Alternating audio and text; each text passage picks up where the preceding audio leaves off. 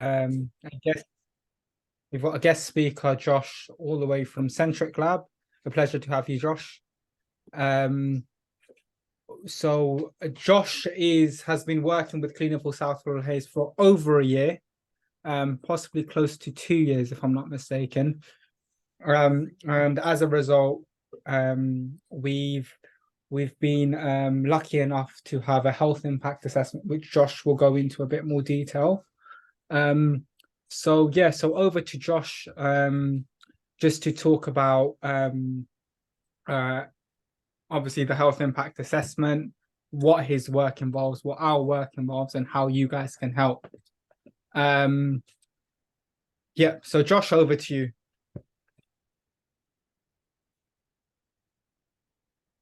Josh, you're on mute. Sorry about that.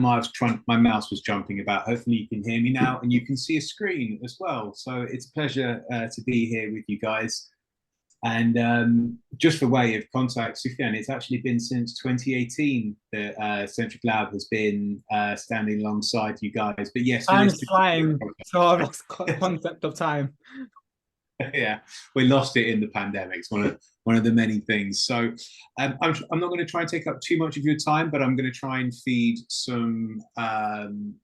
you guys with some ideas and some thoughts about how to progress things all together based on what we've been doing together as a group between Centric Lab and Southall by Clean Air for Southall and Hayes. So I'm going to speak. I've got a presentation, as you can see. I'm going to speak for 5 at the most 10 minutes. I'm going to try and go through it quickly. I can provide all the information afterwards. Obviously, this is being recorded, so you can have a look at it. But yeah, I'm going to kind of feed you some of the work that we've been doing and how a lot of what has been going on is painfully avoidable if we understood collectively how to actually follow policy guidance and the accountability and the transparency of that. And I want to start by this quote that we work by and why making health as this fulcrum by which we can judge everything around economics, inequalities, etc., is that it is the single quantifiable metric that we can, and it is a biological metric by which we can understand how these various determinants of health, whether they be commercial, political, and that wrapped into the kind of industrial economy strategy, how all these decisions are being made, we can see it in real life by the conditions by which we live, by the chronic illnesses by which we live with, and the various diseases and disabilities and disorders that are being put upon us through various means. So a little bit about me. Some of you know me. It's a slightly corny picture that I've put together. So my name is Josh. I work at Centric Lab and my focus is on urban systems and power dynamics. I'm not from Southall. I'm originally from North London. I now reside in Wales, but for about 36 years of my life, I was based in sort of Zone 2 London. So very much the experience of inner city living. A little bit about us. So I don't expect you to read everything here on the screen, but the main thing is that sort of first couple of lines, which is what we do at Centric Lab. Oh. We are a team of researchers, we're a team of scientists, and we're a team of sort of almost designers in this way about using health-based scientific evidence to support justice movements. The kind of the special sauce is that line about using neuroscience and environmental data to identify how biological inequity contributes to poor health outcomes. And that's something we're going to kind of focus on and move through a little bit as the underpinning to the work around the health impact assessment, but also where these gaps have kind of expanded in policy guidance. We work with various organizations, but mostly at the community level, building tools and supporting movements. So I refer to something called biological inequity, but that is also rooted in what's called susceptibility. And this refers to, and the 3 studies on the right are great studies that people can also go off and explore, and I can provide links to. The susceptibility refers to that kind of biological inequity that is put upon the human response in response to persistent environmental stresses on a community. placing these individuals at a heightened risk of developing severe symptoms. And this is a glaring omission in understanding actually how people are living in certain environments, how people are, I've just seen people waiting in the room, how people are being exposed to these factors, to these stressors, and it's not being recognized in policy guidance, or for that matter, a lot of health guidance, despite it being widely understood and discussed within epidemiology and other medicine circles. There's a kind of convenient ignoring of it through certain power dynamics when we look at actual local government policy and local health boards. So when we talk about stressors and we talk about these developing severe symptoms, and before I talked about neuroscience, which is the study of the brain and the central nervous system, this unfortunately pixelated picture here shows what's called the stress response system, or the hypothalamic pituitary adrenal axis. And it's a full body and brain central nervous system response that helps mediate our immune, our endocrine system, and our metabolic system. And effectively, it is the process in our bodies that helps regulate stress, and it is a feedback process. And what we find is that this is effectively what has allowed humankind to survive from everything from being attacked by a tiger in the Serengeti or wherever it may have been, the idea of a rock coming towards us, or even a bus coming towards us at high speed. Our body recognizes this threat, this stressor as such, and goes through a process by which we are able to either jump out of the way or have accelerated levels of adrenaline that will allow us to escape and have a heightened sense of running to move away from something. And so this is a naturally occurring system, and it's how our body actually responds to the environment and the world around us, such as how temperature is gauged and how our body will go, hang on, temperature's gone high, let's increase coolant. And the same thing happens, for example, when we ingest air pollution, is that our body goes, oh, hang on, as I'm ingesting PM, particulate matter that's small enough to go into the bloodstream, our body goes, hang on, there's an unwanted guest here, and I need to do something to compensate for this. And so it will start to kind of respond to that stressor. And the problem being is that for those living in inner city environments in particular, they are being bombarded by multiple stressors at any one time. These can be environmental, so things like air, noise, light, and heat, but they can also be psychosocial, the idea that there are stresses put upon us that we cannot escape. And these predominantly come from fields such as marginalization, deprivation, structural racism, and discrimination as well, these factors that we cannot escape. And there is a long history of understanding that relationship between those psychosocial stresses and the experience on that system that I put forward, that kind of central nervous system. And so a lot of our work builds on the work for people like Arlene T. Geronimus, whose work in 1992 coining what's called the weathering hypothesis, which the foundations of was to try and understand why was it in the United States of America were there disproportionately worse health outcomes in African-American women than other people.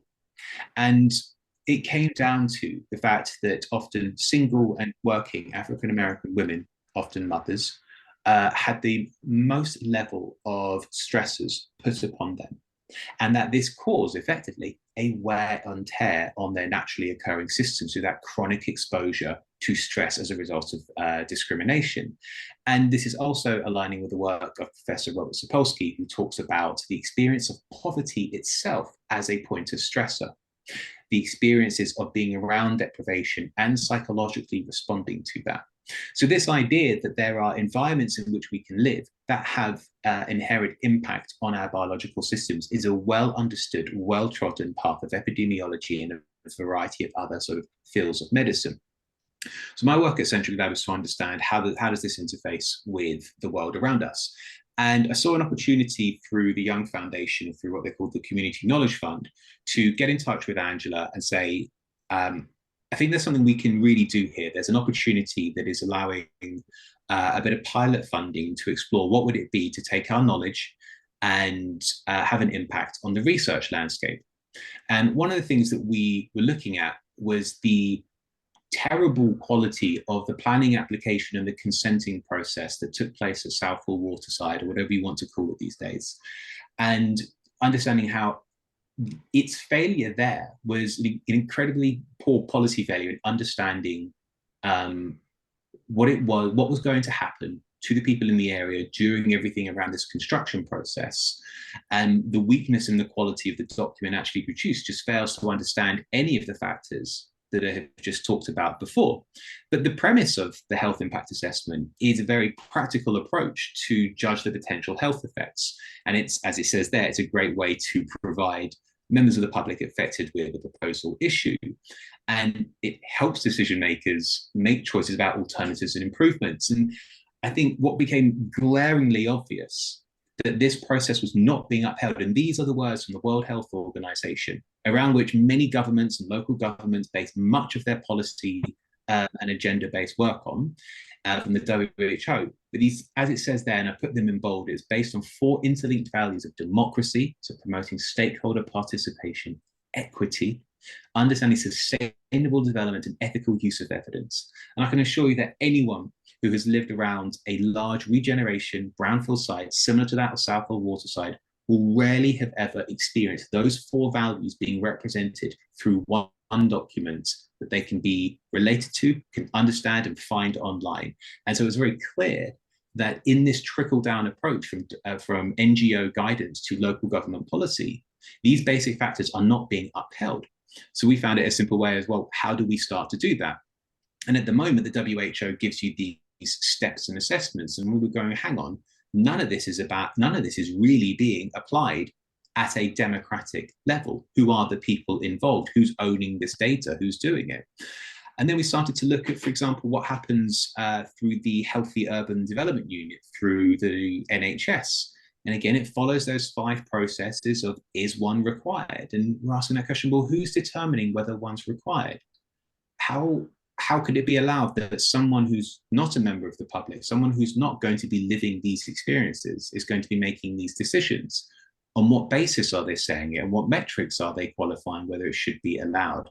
And quite frankly, when it comes to the concept of land ownership and development in the UK, we, call me out for it, but it is not too hard to say that there are a lot of vested interests at play when it comes to real estate, the housing market, and other forms of development. Just look what happens to our economy when the housing market chooses to take a little bit of a tumble. The ripple effect is huge. And so we have a lot of our economy and the wider concept of Britishness built around the idea of housing and land. And so it's very easy to see that there are vested interests that may be influencing these processes to be pro kind of development more than it is pro-human. And at this very bottom bit here, it says a requirement for a health impact assessment might be set out in the local plan. And this is the great opportunity, is that there is already existing guidance that encourages a health impact assessment to be done. And sometimes they are, but they're done out of time, out of sync, out of contact with people, and quite frankly, out of any use to anyone other than the person trying to get a box ticked. So we kind of said to ourselves, if this is already being done, if this is already being asked, surely we can understand what it would be like if we did it from the community out. And so this is just an illustration, but we produced a toolkit alongside an actual assessment that a consultant or anyone could actually follow and do the due diligence themselves by accessing open public data sets, and bringing together a variety of information and an understanding on where are they going into, who are the people there, what's going on, and how do we have a conversation about this? And I think, if you have someone like Google saying do no harm or do no evil, then there's one thing to follow about. But there is something certainly in the Greater London Authority guidance about the sort of agent of change effect. And I think it was around 2020, there was something introduced whereby it became the responsibility of the agent of change to manage the issues of noise pollution, because a lot of buildings were being converted through permitted development from office or others to residential, and they were very near nightlife economies. And that nightlife economy started to get impacted because the homes were being built of such poor quality that the the new residents were saying, hey, there's lots of noise coming from these bars and from these music venues. And under sort of policy and legal guidance, those residents had to be listened to. And a number of these venues suffered and so in some cases had their licenses revoked and shut down. And so these guys said, well, hang on, it's the agent of change that's responsible because that bar existed there first. The person coming in is the one responsible for protecting. And so that's an example of where we in the wider system are already following a process in one way, but ignoring it in others. Why is it not the responsibility of the person who is looking to change an environment to be responsible to make sure that they are the ones cleaning it up in every which way possible, and to understand, will there be any negative repercussions? And so we developed an assessment and a toolkit for other community groups to go through. And we've been very lucky in being, well, I say luck, but also the response to the hard work that the members of CASH have put in to develop a toolkit that we've been awarded further funding by the Young Foundation to go into a more complex process by engaging other community groups with other stakeholders across London and the UK. This is an example of kind of the process that we're going through. It's built on the kind of the double helix design framework that's often used in things like service design. And we're going to be expanding and rolling out this toolkit to understand how can this become a point of social infrastructure so that community groups around not only London, or Ealing, London and elsewhere can start to have a democratic positioning into influencing local planning guidance in particular. But it also can be other forms of guidance, as Public Health Wales just produced a health impact assessment for climate change.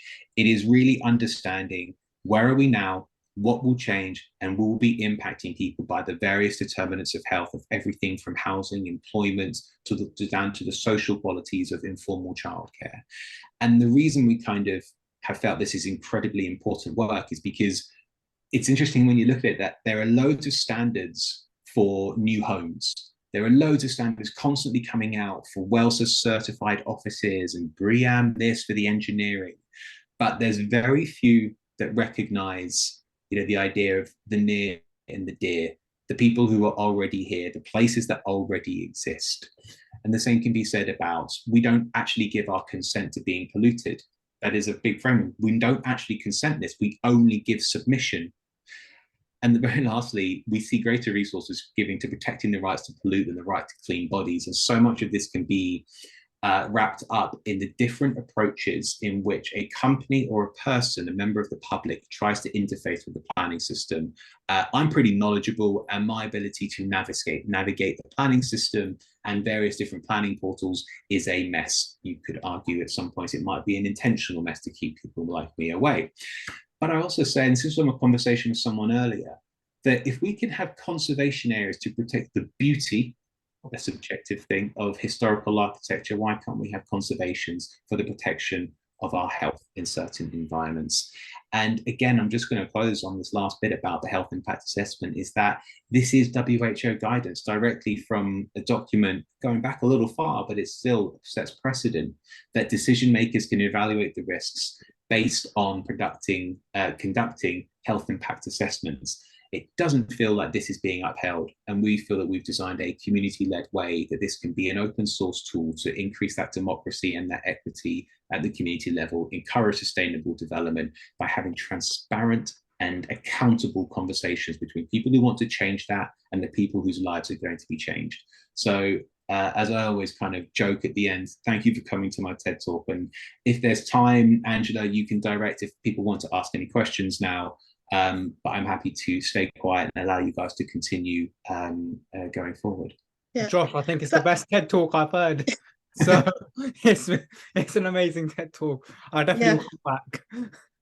Can I just say, Josh, thank you very much for a very enlightening talk about the health impact assessment. It's something that I feel is absolutely revolutionary. And CASH members met with Josh over a number of weeks to actually share our experiences, to actually inform the qualitative data, as well as the quantitative data. But I think we came into our own actually discussing things that can be recorded qualitatively. for example, the impact of living in overcrowded housing and how that is a disadvantage to very young children who are trying to study for exams, living adjacent to an active building site, which is the Green Quarter. So it was a very safe place to share experiences and to feel that we were being treated equitably and democratically. So the toolkit that we have arrived at is extremely exciting. Josh has given a presentation to Gasworks Communities United, which Cash are members of, and it was received with positive interest. There's one particular member who has actually hit the ground running with the HIA. He is going to incorporate it into the local neighbourhood plan where he lives. We've also given a presentation to Zach Polanski, who is the deputy leader of the Green Party. And again, he was incredibly interested. So with his GLA hat on, he's going to raise it with his colleagues on the Environment Committee, the Health Committee, the Planning Committee, and he's also going to raise it at national level. So we do feel that great progress is being made. We have also extended an invitation to meet with the leader of Ealing Council, Councillor Peter Mason. So we await his response to our invitation. So Josh, have you made me host? Oh, you have, sorry, apologies, you've made me host again. So Josh, great you could stay in the call. I'd like to open the floor to anybody who would like to ask any questions. So we've got a question from Debbie. It says, how is momentum of this being driven? Are local and national newspapers printing all this info? What can locals do? Is there a template to bombard politicians? Great question, Debbie. Should I partly go and then you guys can follow up? Go for it, Josh. Yeah, thank you, Debbie, for the question. At the moment, we are still collectively developing this. And for example, this morning, I ended up getting an email from a research fellow at University College London who wanted to access the toolkit. And this is just, I think, from a bit of light touch social media promotion about this project. So there's a lot of people kind of starting to ask for it, but we are still developing this. And we're developing this as a team between Cash and Centric Lab. But also, as we move into stage 2, we have already identified and agreed with Lambeth Council, going to become sort of supporting partners and introducing us to potentially community groups or community group in the borough of Lambeth to go through a similar process to what we did together. And there'll be different space for facilitation where both Sufyan and Angela are actually going to be sort of peer facilitators with those different community groups. And as well, we are still in a kind of feedback and knowledge session. So as Angela said, our session with Zach Polanski was a good one. And from his and his team's point of view, there was at least a positive indication from the very simple fact that this exists. And it's not creating new legislation. It's hacking and improving an existing system.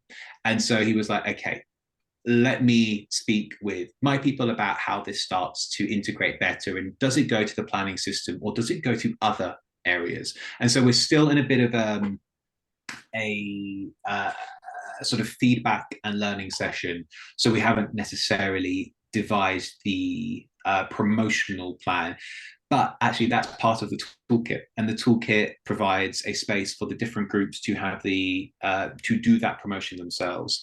And so whilst we have started this process for this to be a real point of public and social infrastructure, it's about us providing a pathway, but not the absolute solutions. And so that different groups should have the agency to do it as much themselves, just as we are this evening.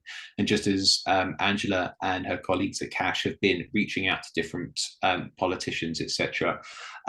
We will, I think, as a team over probably more into the springtime, have a more definitive sort of proposal to politicians beyond the ones we know, as well as what is the sort of strong message that different newspapers, whether they be local or trade body, that can be included. So long answer, but I hope that's a thorough answer to kind of explain why we are where we are, what we need to go through, and how it shouldn't be something that is owned by a handful of people, but this should be an open source and democratic sort of social infrastructure. Yeah, that's what we're trying to work towards at Cash and at Centric. Can I just add, sort of following on from what Josh said, a couple of weeks ago, the MP for Brighton Kemptown, Lloyd Russell Moyle, held a parliamentary meeting on gasworks regeneration, and Josh very kindly was invited and spoke at that meeting. So the HIA is something that Lloyd expressed interest in, and he is going to have a meeting with Rebecca Powell, who is the Parliamentary Undersecretary. So, you know, it's a way of kind of like raising awareness at national level. So what we've started was very embryonic, but, you know, we've grown and it will continue to grow as we work with community groups who are going to actually utilise the toolkit for themselves, and also to engage in conversations with their local policymakers. Yeah. So I can see Onkar. Dr. Onkar Sahota has raised a hand. Dr. Onkar Sahota, for those who don't know, is the GLA Assembly member for Ealing and Hillingdon. So welcome, and I will unmute you to ask your question, Doctor. You'll need to accept the unmute, Doctor, on your screen. No, you're not on mute. You're on mute still. There'll be a button to say unmute. The host wants to unmute you. Click unmute. Okay, now we're right. Okay, fine. Yeah. Well, look, first of all, I know Zach Polinsky. I know him from my London Assembly. But look, from my point of view, I think this is a very powerful tool that's been developed. Of course, engagement with the public, consultation is a very difficult challenge to us, and it cuts through a lot of areas. And of course, it's sadly that the cash has become a case study, right, of how things could have been done better, right, and what went wrong, right. But I think you've taken them to learn experience, right, and I think it'll be a very powerful tool if we can see how it can engage better consultation, gets better feedback from the people, the residents living there. Okay, so we can get a better understanding. And I think we have a lot of lessons to learn from what happened in Southall gasworks sites, including when developers are given permission that the monitoring of the air quality should be done by the planning authority rather than by the developer themselves. But I think it's a very powerful tool, and I look forward to hearing more about it and how we can use it in lots of ways, right, in terms of consultation with the residents and the public. So it's very promising. Thank you. Yeah. Can I ask a question, Dr. Sahota? Yes. In your role on the GLA, Yes. is there anything you can do to advance the HIA? Yeah, well, look, certainly the chair of the, if you send me a presentation or so, I'll bring it to the attention of Skinner Sheikh. She's the chair of the planning committee, so and I can bring it to her attention. The environment committee, the chair of it is my colleague Leonie Cooper, right? And I can bring it to her attention also. So I can bring it to the planning committee. I don't sit on those committees myself, right? But I can bring it to their attention. And take it further. I am on the environment committee, by the way, yes, but I'm not the chair of it. The chair is Leonie Cooper. Okay.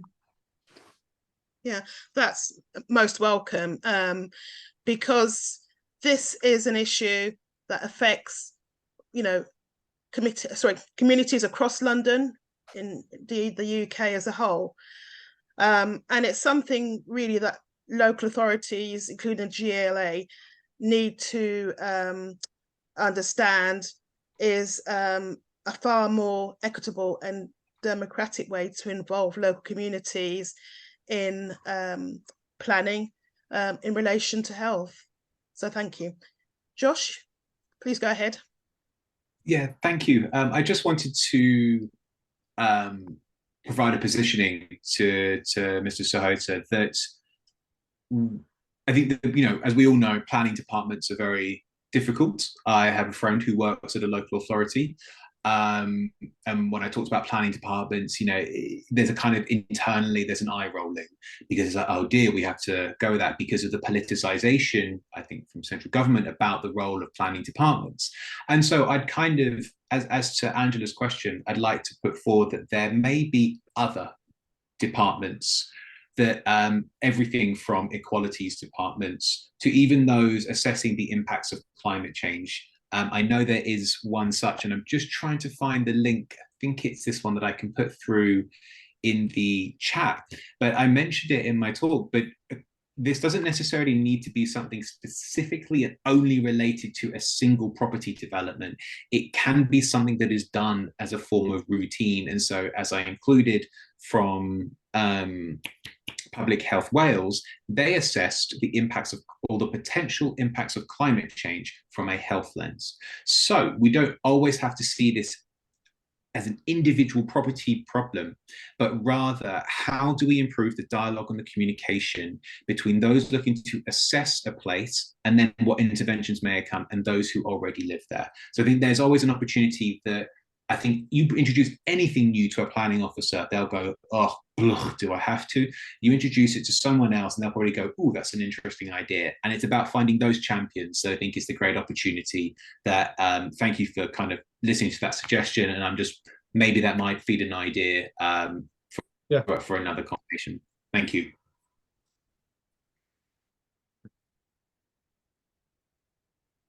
Yeah, go ahead, Sufyan. Yeah, and no, I just wanted to say to Josh and to Dr. Onkar Sahota, I mean, I really do hope something, either like some collaboration work can be done from your medical point of view as being a GP, as being a medically qualified doctor, and obviously with Josh being an expert in the sense that with the with the work he does, it would be very good that you've both connected on this call, but externally some work can be done, hopefully.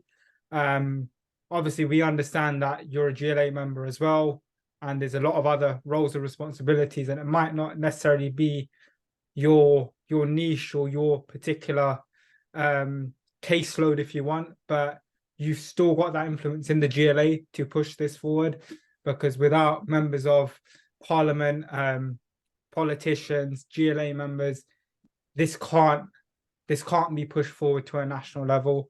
It simply can't, because we need these people of authority, i.e. yourself. Obviously, we've got the MP, but as we can see from this call, he's nowhere to be seen. And obviously, other councillors and whatever else they are nowhere to be seen. So it's glad to have you on this call. I'm very glad you've attended today.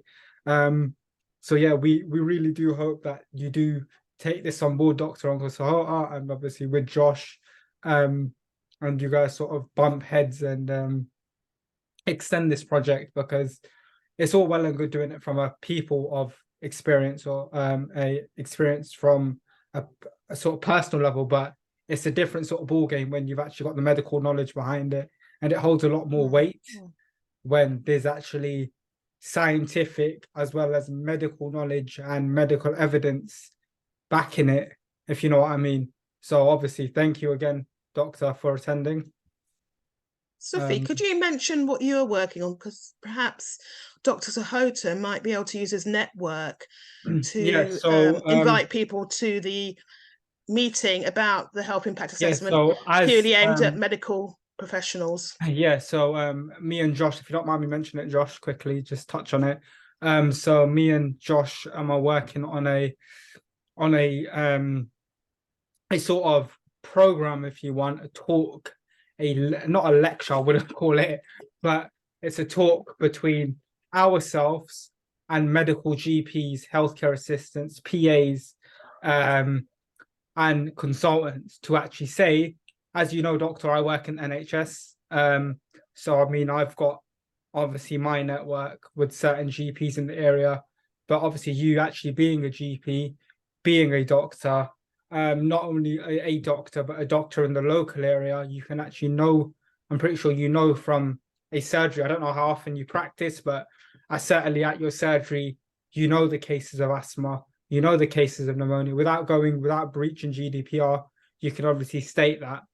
And it's us, it's people like us. Myself, I'm a qualified HCA. I've got colleagues of mine on this call who are HCAs. We know, we see it on a daily basis, and we will send you an invitation via your NHS mail account, as well as I'll send it to your, is it your .gov account as well? We'll send it to both. But the whole North West London Trust will get an email. So please do push your colleagues, your fellow doctors, to come along to this, because we need this meeting to happen. It will happen in Southall at a centre you are familiar with. I don't want to say too much on the call, but obviously we can liaise outside of this. But yeah, so that's what we're working on. And obviously Josh can go into further details. And I'm just going to run and go get my laptop charged. I've just got a message saying my laptop's going to die. Yeah, sure. Yeah, just bear with me. Bear with me. I'll just add to what Sufyan's saying that just earlier today, someone who we've known through a different line of work, but is now one of the members of the North West London Integrated Care Service, is going to be joining us. They've been aware of Cash's work for a very long time. So what is interesting is finding the various different stakeholders who are hearing, a really smart way to do an ecological health impact assessment and understand how all these different sort of wider determinants of health have relationships to other departments. And I think a big opportunity is that relationship between those health boards and the other areas of the local authorities, which is what was the intention in 2012, I think it was, when the Conservative government decided to bring what was the clinical commissioning groups under the responsibility of the local authority to improve those dialogues. And so there are improvements, there have been improvements, and people are already seeing that this is a kind of low-hanging fruit way of doing things without having to have enormous amounts of money spent here and there and new this and new that. So it's quite positive to see the diversity of sort of the different stakeholder supports for this. So I just wanted to add that, and that's someone that from the health professional side is going to be coming to that session we're doing, Sufyan, and we expect to be doing this with other groups in the new year as well in this similar format. So yeah, thank you. Thanks, Josh. Appreciate that. Just in the interest of transparency, just to correct something that my colleague Sufyan said, I overlooked to invite the local MP, Virendra Sharma, and I did invite all of the councillors who have responsibility for Southall. Unfortunately, nobody responded. But just to clarify, we do actually have an Ealing councillor on the call, Varlene Alexander. So Varlene, I'm going to hand over to you because you've been waiting very patiently. So please go ahead and introduce yourself. Yeah. Yes. Hi, Yep. My name is Varlene. I'm a counsellor in Ealing. So I'm also a mental health nurse. So what was kind of interesting was from seeing it from a mental health perspective and equally thinking about it.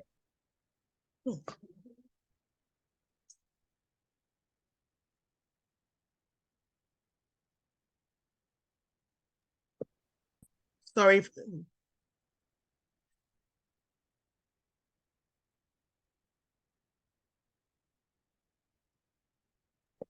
Right. Hello. Hi. Hello. Sorry. Apologies. So, my yeah, fault. just from a mental health perspective. So I was seeing it from a mental health perspective, and equally how that can impact your mental health, and equally in terms of work and things like that, in terms of inequality, in terms of things like that. So I would like to sort of touch base with you so we can get some information back to the council, because I know that we have lots of different committees. Yeah, definitely. Working on. Yeah. That would be helpful. So I'll do that. That's no problem. Thank you. Thank you, Varlene. I mean, it's interesting that you've actually touched upon your mental health specialism, because I think one of the things that seems to go under the radar is the mental distress caused by living in an area beset by air pollution. And I know from personal experience, but also talking to other members, the anxiety and depression that's caused by living with excessive air pollution, and certainly at times at the height of the air pollution to the south of the site, we felt as though we had an intruder in our homes because it caused indoor air pollution. So I definitely welcome you raising this with your colleagues within the council. And I'm sure Josh will be happy to share the presentation with you. And we can also put together a summary document that you can also share with your colleagues. So thank you for that. Okay, Debbie, you've been waiting very patiently. Do you want me to read out your question, or do you want to ask it yourself? Okay, I'm assuming you'll be happy for me to read out the question.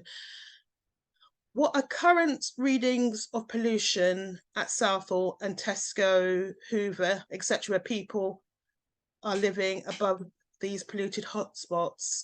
I can't speak about Tesco, Hoover, because that's outside of the area where I live, but I can certainly talk about Southall generally. We actually have, as part of the Breathe London network, very close to where I live, an air quality node. And this has actually captured very interesting readings, very significant peaks in PM 2.5 and also nitrogen dioxide, because although CASH started as a response to the air pollution from Southall Gasworks, now known as the Green Quarter, we are very much aware that there are other point source polluters in the area. So if you know Hayes, we have 2 asphalt plants. And when there is a westerly wind, we are very badly affected in Southall. And I was at home for all of August. And I can quite frankly say it was like a living hell, that nearly every day I could smell asphalt and petrol combined.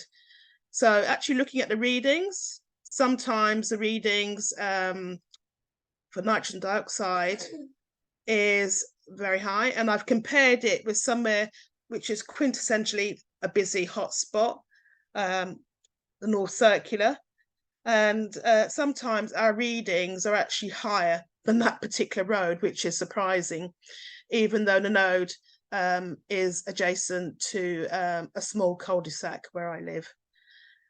So, we know anecdotally, but also from research that we've done in relation specifically to the gasworks, that people linked various symptoms, breathlessness, eye irritation, skin irritation, and they linked it with the air pollution from the gasworks site.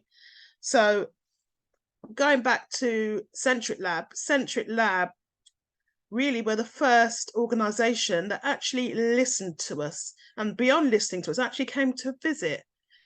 And Araceli, who I believe is on the call, did some research, conducted a questionnaire, which led to the findings that the air pollution from the gasworks site is an additional burden on our health, because there are all these other sources of air pollution, obviously vehicles, as I've said, the asphalt plants. Recently I've discovered it seems to be fairly common in Southall that people burn rubbish in their back gardens, and they're not just burning garden refuse, they're also burning plastics. Around the corner from where I live, there are a couple of companies which have incinerators, and they're not illegal, but in a residential area, people are being exposed at very close quarters to all manner of toxins from burning plastics. It's really, scary stuff. So, Southall, is known for very high air pollution. And if you look at King Street, South Road and the Green, those areas are part of an air quality focus area. So that's an area identified by the GLA as experiencing very high air pollution.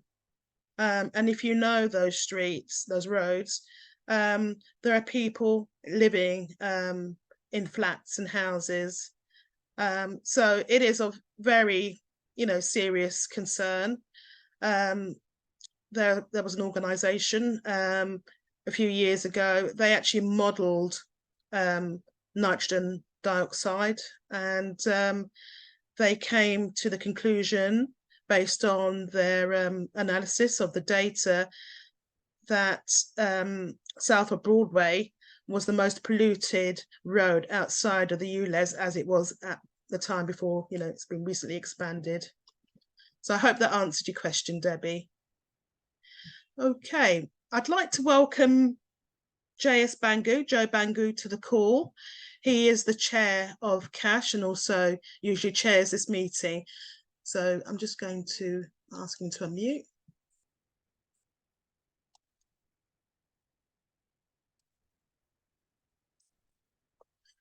Okay, welcome, Joe. Joe, can you unmute?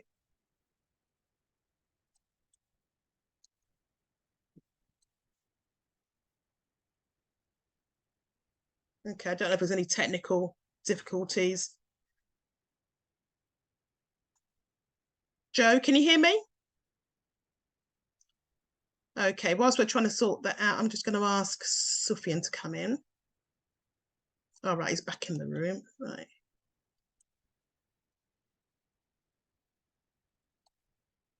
Okay, go ahead, Sufyan. Yeah, can you hear me? Yeah. Yes, I can. Yeah. I had to do a location change. My Mac died and I don't have a plug where I was sitting. Just give me one second to start my video. Start video, there we are. Cool. Yeah, what I was gonna say is, yeah, it's there is a lot, as Angela said, about the second highest polluted road outside the ULEZ before obviously the expansion. That's quite alarming considering how big London is and how many cars and how much traffic there is. That is quite alarming. And obviously asthma rates in the area, as probably Dr. Onkar Sahota knows better than anyone, but from my brief knowledge, is about 60% higher than the national average in this area. That's pretty concerning. And it's not only about your health being affected, it's mental health, as a few colleagues have said on this call. Mental health is mainly, I would say, not looked upon as fondly, especially in a brown and Asian community, and I'm talking from first-hand experience. People won't sort of acknowledge that the mental health is just as important than the physical, but your mental health is actually more important, because if you're not mentally strong to do something, how are you physically going to do it? And also what I just wanted to touch upon is, obviously it's a pleasure to have Josh and Onkar on this call, and I will strongly advise everyone on this call, if you haven't already, get in touch with us and find out in what way you can support the HIA, because we need members of the public to be involved.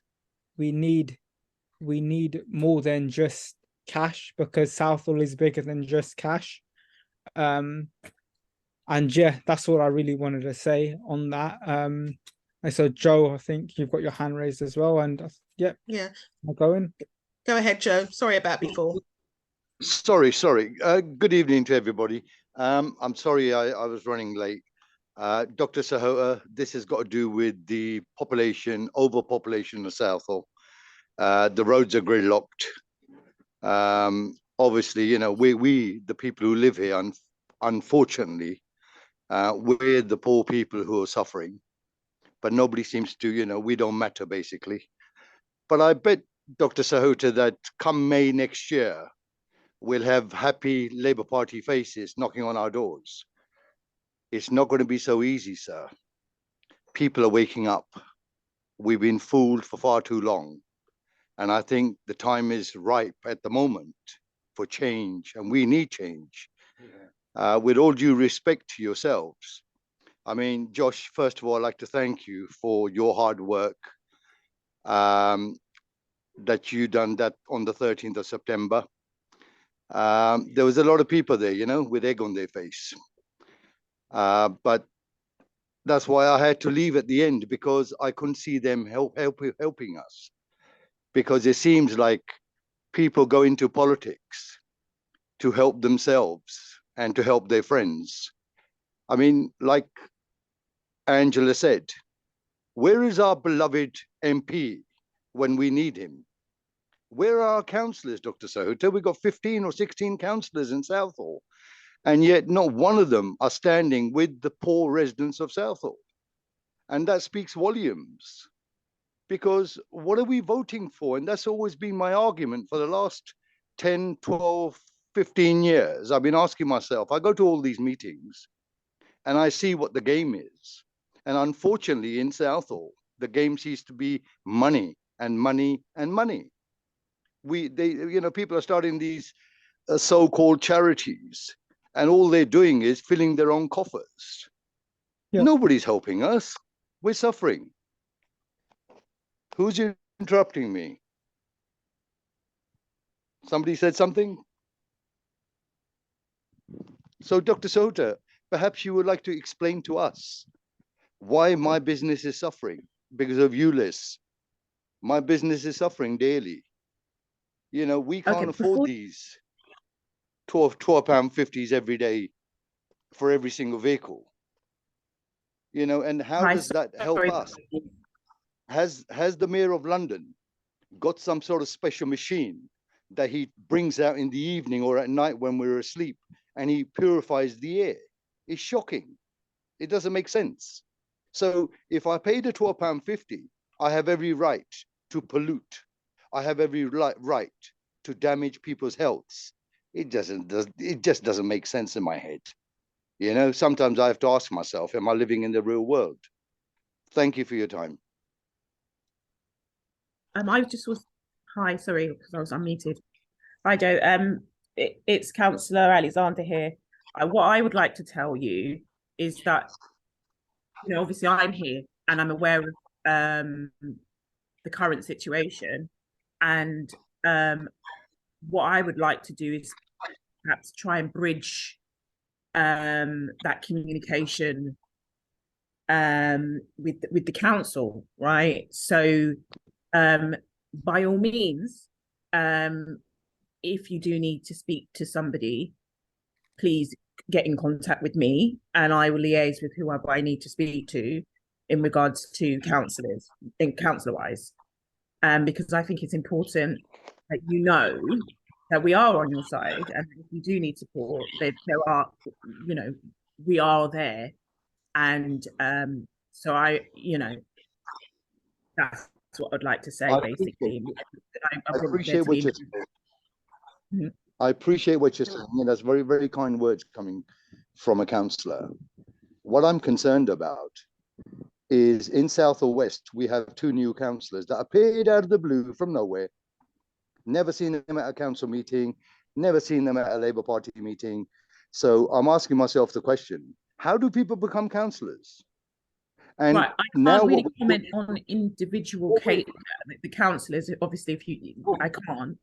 However, what I would say to you is that in terms of the council and support in regards to anything that you need now currently, I don't mind being that bridge. That's very kind. That's very kind. For the time being. Yeah. So yeah. Okay. Thank you. Okay. No, those are good, thank you, Varlene. Those are good words, but the problem that we're suffering in Southall, and we've been suffering for the last 40, 50 years in Southall, and that is when somebody becomes a councillor, like in Southall West, for instance, where I live, we've had 2 new councillors, and the only time you see them is when they're taking photographs with Berkeley Group.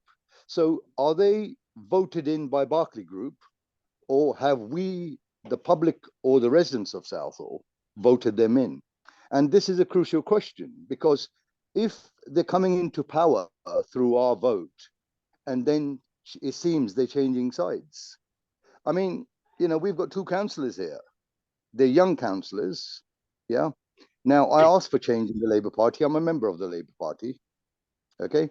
We've had no meetings regarding the Labour Party in the last 5 odd years. Perhaps Dr. Sahota can help us with this. I did ask the so-called chap who's in charge, Mr. Chaudhry, and he couldn't answer that question to me when I saw him about a week ago. That why is it that we, the members of the Labour Party, are not being invited to Labour Party local meetings? Dr. Sahota, would you like to answer that, please? Right, before Dr. Sahota replies, I'd just like to thank Josh for coming to the meeting. I appreciate you giving up your time. Our meetings tend to run on to sort of 9, 10 past 9. So, you know, you're very welcome to stay if you wish, but equally, we understand if you do need to leave. So once again, thank you for your contribution and thank you for answering some challenging questions. It's my pleasure. Thank you, Angela. It's a pleasure to be stand alongside you guys. And just want to say, Debbie, I've responded to a number of your questions in the chat, which you raised, which was very good. I hope they provide some insights if you're able to scroll upwards. But yeah, thank you guys. And yeah, reach out if I can help further. Okay, thank you very much. Dr. Sahota, the floor is yours. In response to Joe raised various questions about the Labour Party, particularly in Southall, so I appreciate that you want to respond to that. Can you hear me? There's a bit of background noise. Okay, yes, that's yes, better. yes. Yeah. There's some background information, background noise going on. Okay. Right, everybody make sure they are on mute, please.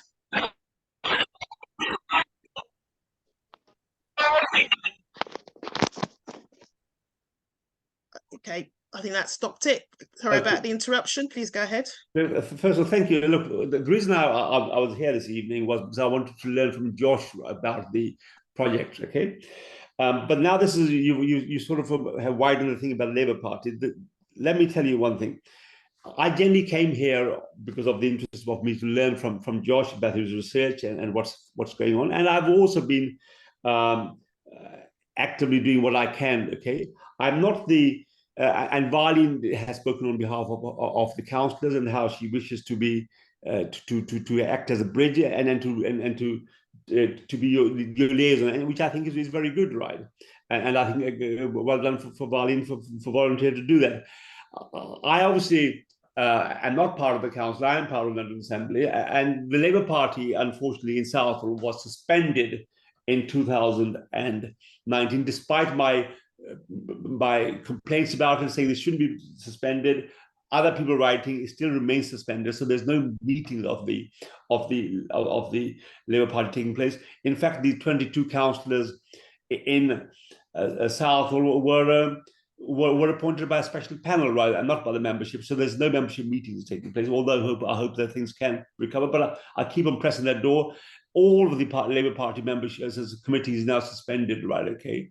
And therefore there are no meetings, and they are so that's what I can say to you, that we are suspended. That's why there's no meetings, and the London Region Office has to hold a meeting, the AGM, and to reinstigate the CLP. But until the London Region Party does that, we can't do anything better. And I hope that everyone does write to the London Region Party to raise their concerns about this, because I think this is a democratic deficit, not having a meeting of CLP. So I agree with that, and I hope the London Region Party does establish those meetings again. Your councillors are accountable to you, and if they aren't meeting you, I think you should contact them. You should say that you have issues or you wanted to meet them, and they should meet you. And I'm sure that they would be happy to meet you. As a London Assembly member, I'm happy to come to you, and this is what was my opportunity of joining you and learning more about it. So I think I do recognise the fact that I'm here and that I'm listening to you. About the London ULEZ, look, the ULEZ is a policy to improve air quality. The air quality in central London is 43% better than outer London. Just the fact that if you pay £12.50, that doesn't give you a license to pollute. What it does give you, it gives you an encouragement to not become polluting. If every car in London wasn't was compliant, there'd be no revenue going to the London mayor. There'd be no revenue if every car in London was compliant. And that would have. And we've also been very, very generous with, right, in the sense that we put £160 million into the scrapper scheme. Something like 18 million is still unclaimed for. So there's money there. If you want to apply for a scrapper scheme, then please do so. Okay, but I didn't come here to have a debate on the ULEZ, but I'm happy to engage in that if that's what you want to do. Okay, thank you, Dr. Sahota. I can see there's another question in the chat from Delia, and I think this relates to Josh's presentation on the health impact assessment. How might this intersect with the work Cash is doing with Imperial?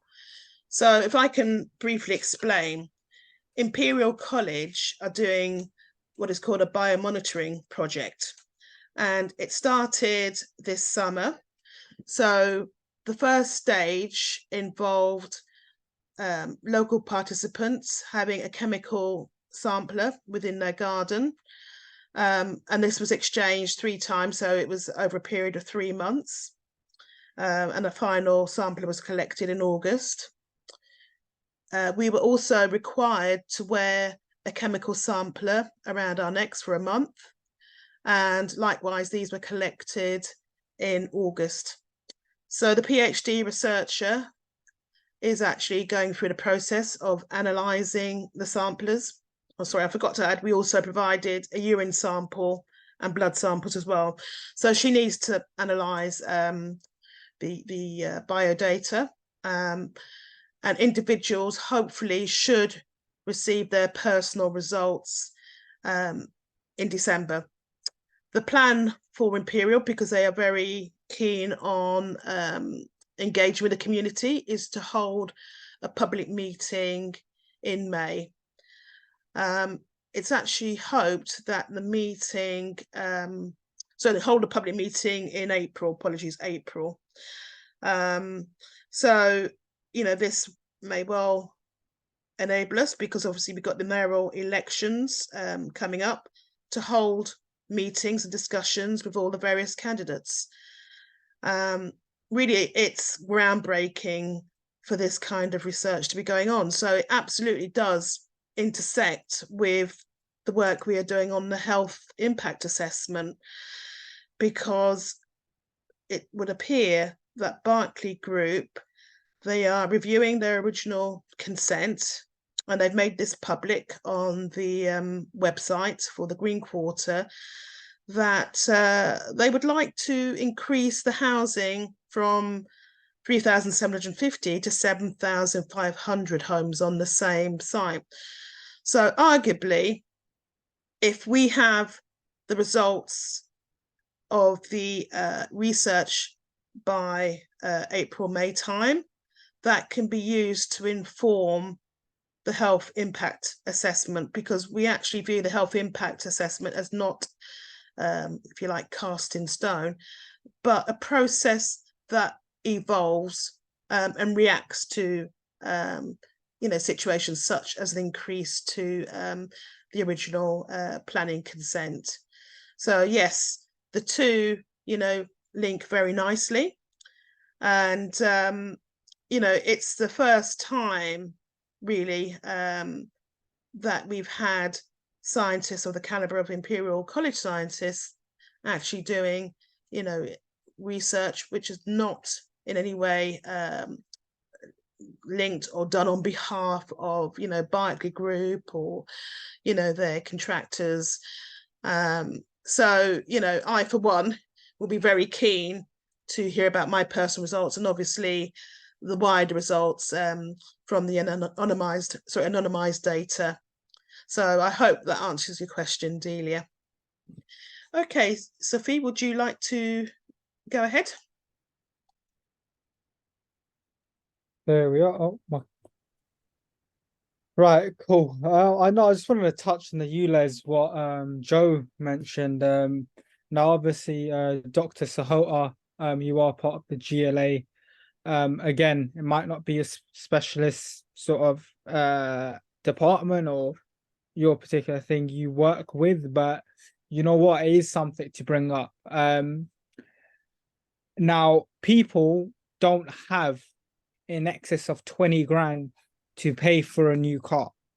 Now I understand the scrappage scheme, but what about the new drivers? Yeah, the new drivers who've just passed the test in the last year and they want to get a little run around just to get their, say, no claims up. Yeah, you help small businesses, I know, because I know a friend who's gone through the scheme and managed to get some funding. But that's all well and good, but not everybody's eligible for that scheme. But it's not right to penalize people to drive around their own little town, not even going to central London. Central London, it was a clean air zone since Sadiq came in, I believe, maybe slightly after he came in. The time of Boris Johnson, at the time of the Tories, there was a clean air sort of thing with the bikes, the Barclays bikes, which got taken over by Santander, and now they've got taken over by another company. There are these schemes, but do you know what? To bring it out citywide, it made no logical sense. Despite council opposing it, they are still being penalized, residents of Hounslow. Hounslow Council said no, because it makes no logical sense. Near Heathrow, we understand they're trying to build a third runway and whatever else you have you. But round in main, when I say main London, I mean like zone 1 makes sense. But even then, it's like Joe, he runs a business. It's his bread and butter. To penalize businesses, i.e. Joe's, they might turn over, I don't know what Joe turns over. Let's say a company turns over 100 grand a year, but they've got 100 vehicles on the road at £12.50 a day. That's over what? Over, let's say, we're talking what? 12 grand an annum? Just to do their job. That's somebody's whole year wages. Yeah, people on minimum wage. Again, you bring the scrappage scheme up. We can counteract that with, okay, the scrappage scheme's there, but it's not for everyone. People on minimum wage who just earn, say, £10.50 an hour, whatever minimum wage is now. 1 hour of their work every single day, they're not being paid for, in essence, because they have to pay that plus an hour and a bit, because it's £12.50, I think it is, a day. An hour and a bit of their time, of their whole hard-earned work, not even to work in city centre. Yeah. Then to penalise them for going to leave their home to drive outside their drive, or drive onto the road. Then you've got Sadiq wants to enforce, travel by public transport. Why is he bringing up TFL prices then? In fact, what he should have done, in my opinion, and I said this to him, I've sent a formal email to him. I said, cool, you want to bring in ULEZ? Yeah, well, we're happy to welcome it. But then put somebody into, okay, you want to bring in ULEZ, but have a leeway scheme. Because it's £12.50, £12.50. There needs to be a cap. There's a cap for a bus. Why is that then? There's a cap. You tap it 3 times. There's a cap. It's a hopper fare, limited times in an hour. But in London, you can't really get more than 2 buses an hour. So, but then there's a cap of what? I think it's £5, £5.20 a day. But why is there no cap on a person if they have, say, like Joe has a business, £300 a month per vehicle? That's 3 times 12 is 36. That's 3,600 a year, sorry. £3,600 a year. And what is Sadiq Khan doing with this money? How is that going to better their air quality? What, to disencourage people? I highly doubt it.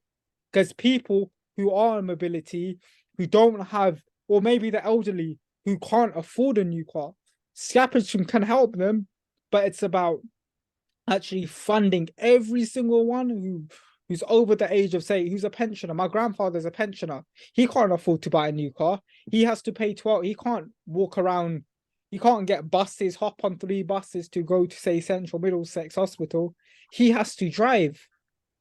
And every time he's a pensioner. So what is there to help people like that? You might say, oh, there's a scrapper scheme. But how many people can get online to apply for the scrapper scheme? What has Sadiq done to say, okay, right, how can we help everyone? Not just how can I help the selective, because that is what, not just the Labour Party. I'm not trying to slander the Labour Party. I agree with some of their policies, but not all, as everybody knows. I agree with some of the Tory policies, but not all.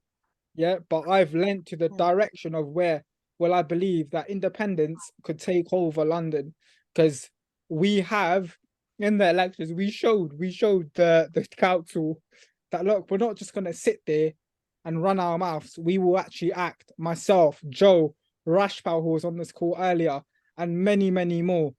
We stood day in, day out, and we are still fighting. Where are our councillors? Yes, there was a councillor Valerie on the call, but they're not the councillors who have that sort of influence in the council, in the cabinet. Councillors like Jasper Anand, Councillor Mason, he might be at the top of the council right now, leader of the council. He is still a Southall councillor. Before he was ever there, he was always a Southall councillor. He was brought into Southall. He took somebody else's job, and he was brought into Southall by various members. And where is he? I'm not trying to slag. Sophie, can I ask you to wrap up, because there might be other people who want to contribute to the conversation, and also to give Dr. Onkar the right, if he wants to reply to the points you've raised. Yeah, this is not to slander you, Doctor, in any way, shape, or form. I have a huge amount of respect for you for coming tonight and your professional work. You know, obviously, I respect you a lot. It's just saying that, you know, we've had it up to here, and especially the youth now. It's like myself. If I don't have a license yet, but when I get a car, I won't be paying £12.50. And you got people like Blade Runner. I'm pretty sure you've heard of him cutting these ULEZ cameras because the youth are sick of it. Not just the youth, but the elderly. But the elderly can't come up, can't jump on Zoom calls like we're having tonight. They can't. They don't know how to. There's that whole barrier, and we're trying. But you know what? We as residents can only do so much as people with power like yourself who can actually say, yes, this is what we need to do. These are the alternatives. Right. These are my Sophia, can we give Onkar the right to reply if he chooses to do so? I think Mr. Bangu wanted to come in too. Also, was it a different point or was it the same point? So I just so I can hear him. Does Mr. Bangu want to make a different point or the same point? His hand is up. Sir, the point that I would like. Yes. The point that I would like to make. On 13th of September, I attended Parliament, and obviously I didn't take my car into London. I went on the underground. Yes. I could not breathe. I'm being sincere with you, and you know me from the past. I always speak the truth. Yes. I could not breathe in the underground, and the condition of the trains. If you look at the color of the underground trains, that's where the pollution is. The pollution isn't killing us up here. The pollution is under the ground. And I think that somebody has to look at the pollution that the poor people who go to work in, day out. And I was saying to a colleague of mine who was attending the same meeting, I said, no way in my life would I travel every single day the journey that we took from Southall to Parliament. For the simple fact is that you can't breathe. The dust is so bad. If you look at the condition of the trains, it speaks volumes. Just touch a train, an underground train, and you'll see the soot come out on your hand. You know, we've got to see what it is. The mistake that Mr. Sadiq Khan has made.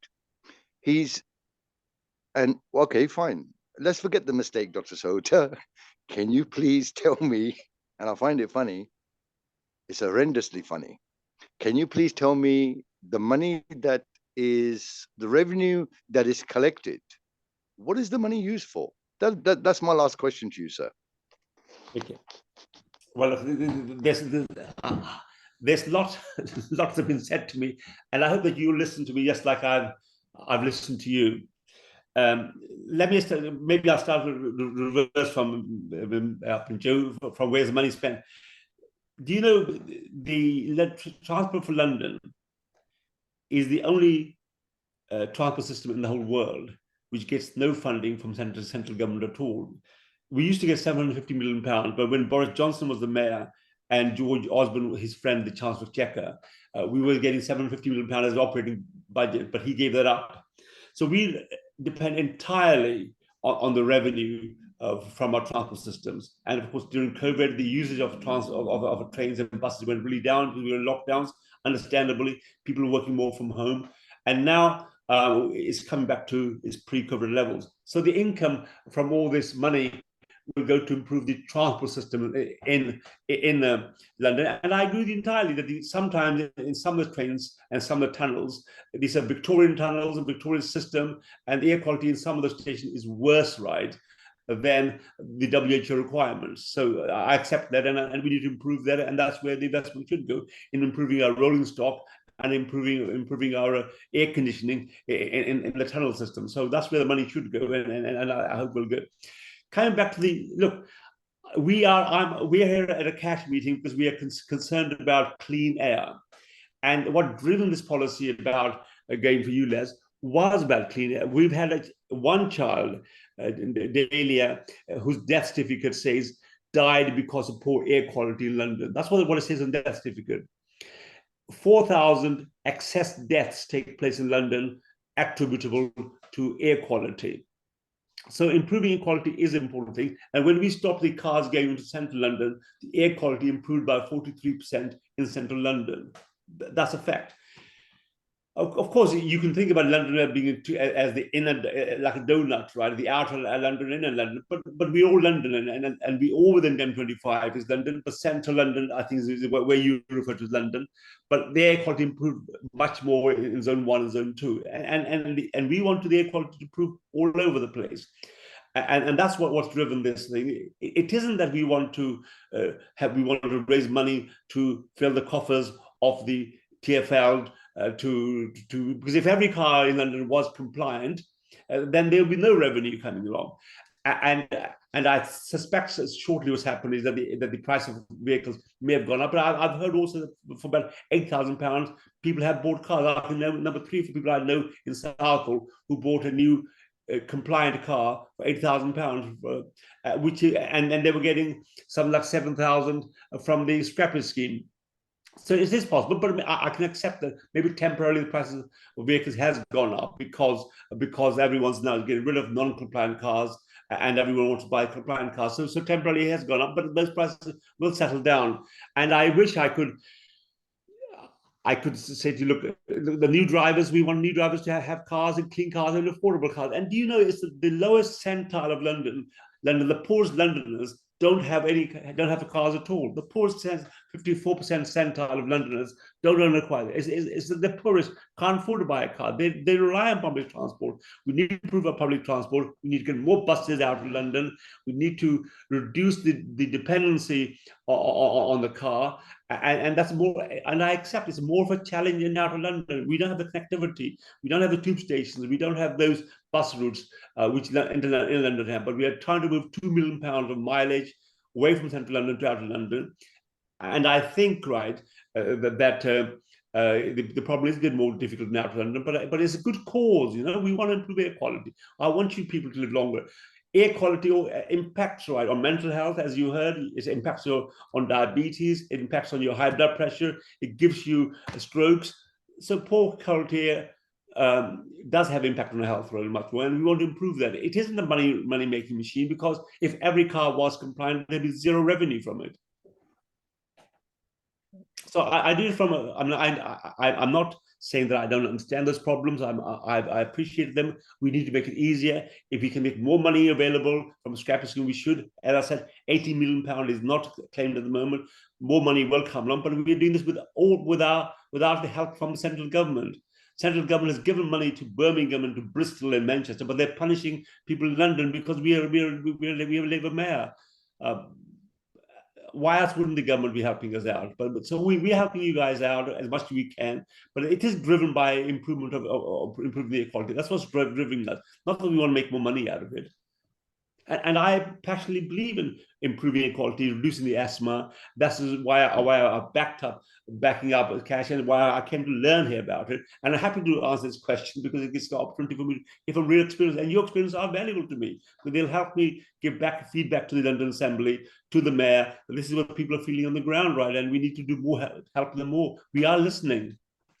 Your concerns are not falling on deaf ears. We are listening. We will do more, and we are driven by the intention to improve air quality.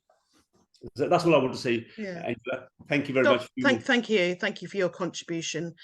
I'd just like to move the conversation on a little bit because Sufyan, I think hit. Can I excuse them? I have to have my dinner, right? Can I? Oh, okay.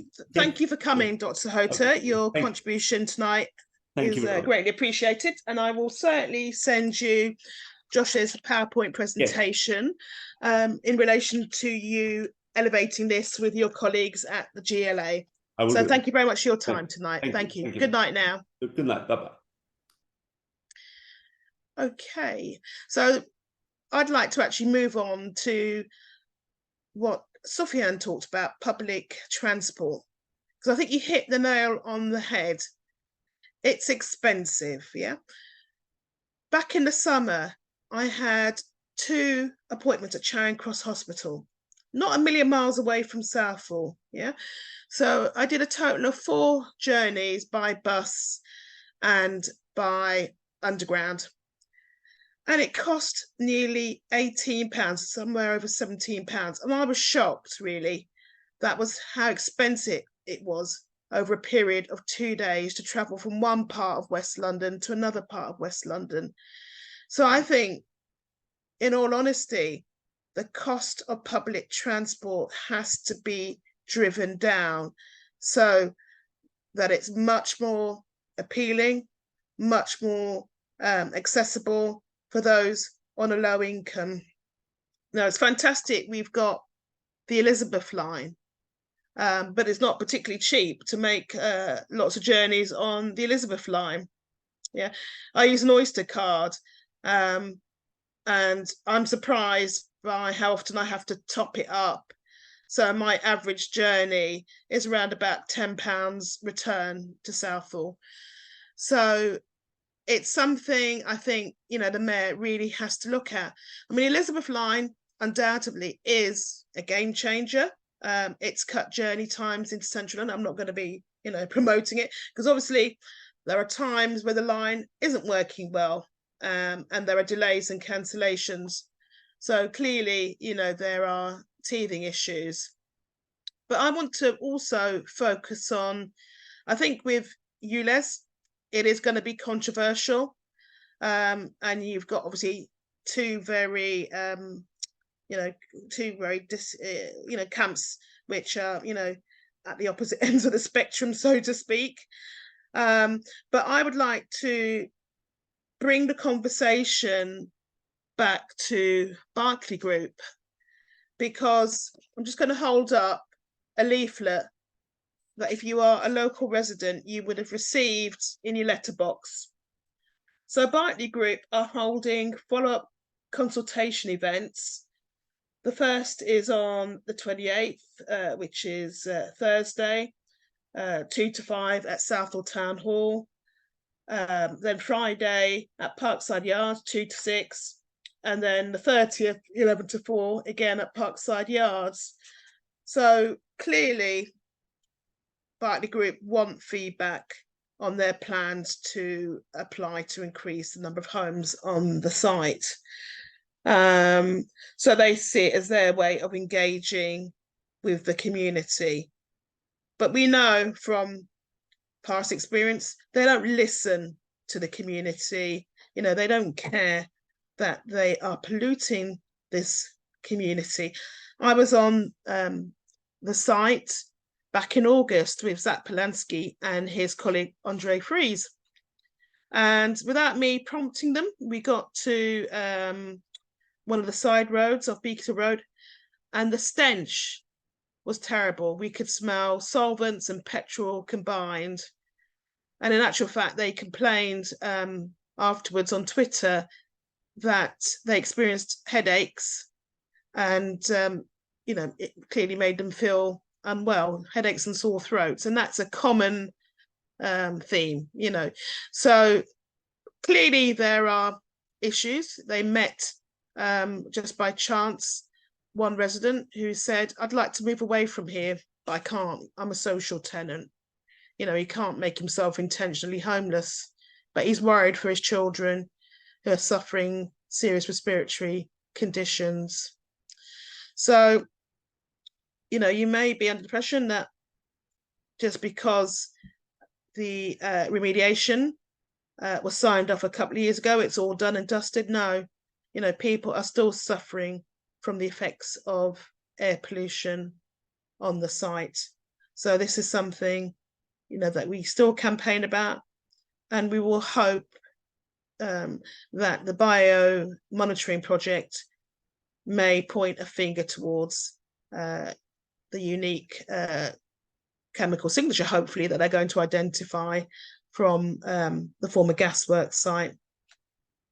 I would also like to add that it seems to be, as I said earlier on, common that people will just burn any old rubbish in their back gardens, because I suspect the local recycling centre in Greenford, I believe you have to book online, it's quite sort of inaccessible.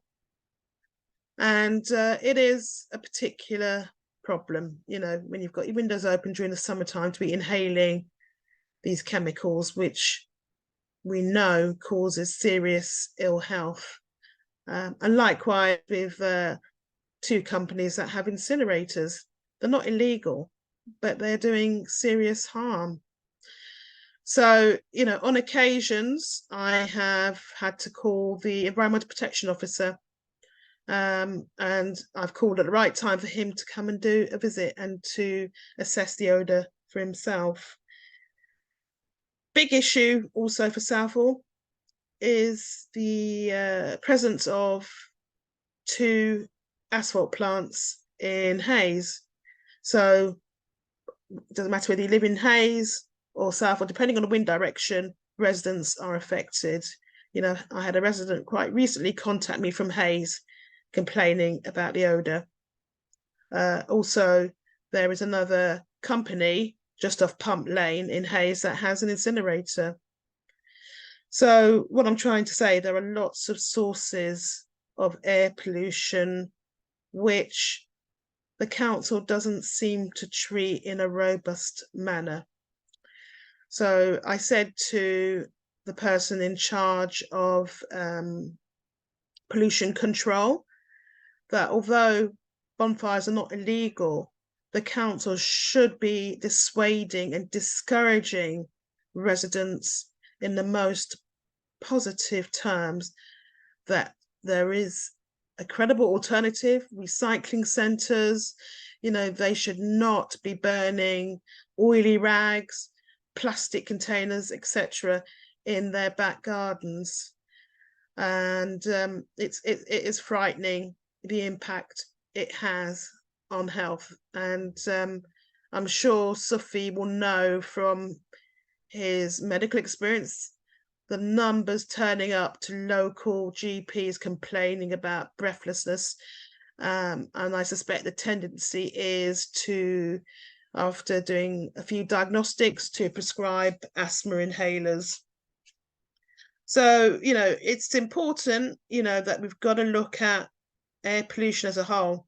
And as I said, I know that ULEZ is very controversial, but if air pollution decreases as it has done in central London, then the local authorities will need to start looking seriously at the other sources of air pollution impacting residents in Southall. There is a question from iPhone 4, don't know who you are, and the question is, obviously Dr. Sahota isn't on the call, but I'll read out your question. Are LTNs being introduced in Southall anytime soon? If so, how do residents register their interests? Certainly, I've not heard of any plans to introduce LTNs in Southall, and I would actually have to question how an LTN would actually work in an area that is so congested with traffic, that if it was in any way feasible, you'd have, for instance, one area which is, if you like, protected or has some protection from air pollution, but you would increase pollution on the boundary roads. But I think it's a good question. Certainly something you may wish to ask one of the local councillors for Southall to see if there is anything in the pipeline. Okay. Sophie, I can see you've got your hand up. I'm just going to unmute you. Okay, go ahead. Yeah, no, I just wanted to say that, yeah, I don't know of any LTNs coming into Southall, but I did advise go on the gov.uk website, maybe just have a look on the Ealing website, because from what I know, I've not heard of any proposals or anything. If there are, I'll say right now, as you just, I'll second that, and this ain't going to work in Southall. LTNs are low traffic neighborhoods. This is a very high traffic neighborhood. So I think it's the polar opposite of what the aim is. And also, just want to really say that these meetings are for our public, for our community to get together, because you know what, as Onkar said before he left this call, well, there is no Labour Party meetings. The councillors don't meet with each other, and that, in my opinion, is a bit iffy with me, because I'm like, well, if they don't meet with each other, how do they make collective decisions? And when it comes to voting on certain things, how do they actually make that decision if they aren't seeing each other? Or is there another sort of grey area which we're missing as the members of the public? Because it's quite concerning that our local representatives aren't liaising with one another. It's like, as some of you might know, myself, Rashpal, JS Bangu, Janet Griffiths, Amrik Mahi, David Marsden, Minnie Dogra, Harminda Dariwal, is her name? Just a load of us stood under the EIN, the Ealing Independent Network. Unfortunately, it didn't go in our favour. But as I said on this call earlier, we are still here. I'm more than happy for anybody to reach out to myself. Just Google my full name. I'm on Facebook. I'm on LinkedIn. I'm on via email. Just my full name, 12@outlook.com. Email me. Anything we can do to help you guys. We are there. Day in, day out. I am available. If you want to have a face-to-face speak, I'm more than happy to. I'm pretty sure JS Bangu, despite him running a company, he had all the time in the world during the elections for us and for our people, and he still does, and so does Angela. And that's one thing which people need to realize. Every single month, month in, month out, come this day of the Southall Matters Community Forum. I admit I've missed a few for various other reasons, but people like Angela has been there day in, day out. And we don't need political power to make change, and we've seen that at Cash. We don't need to be on a pedestal saying, oh, I'm an MP, I'm a councillor, I'm this, I'm that. We are the residents, we are the people affected, and that's why we make change. And that's one thing I want to say, not only to the people on this call, but the people who are going to be watching this on YouTube, that no matter how difficult change seems, change is always possible. I'm just conscious of time, Ange, as well. It's 22. Yeah. But yeah, that's where I'm going to leave it. I obviously thank you once again for everyone who attended, everyone who's dropped off for various other reasons. Another special thanks to Josh for attending, and also Onkar Sahota. At the end of the day, we're not here to play a political game of he said, she said. We're here to say, right, this is what has been said, and this is how it should have been said better. And these are what policies are in place, and this is how you can improve the policy.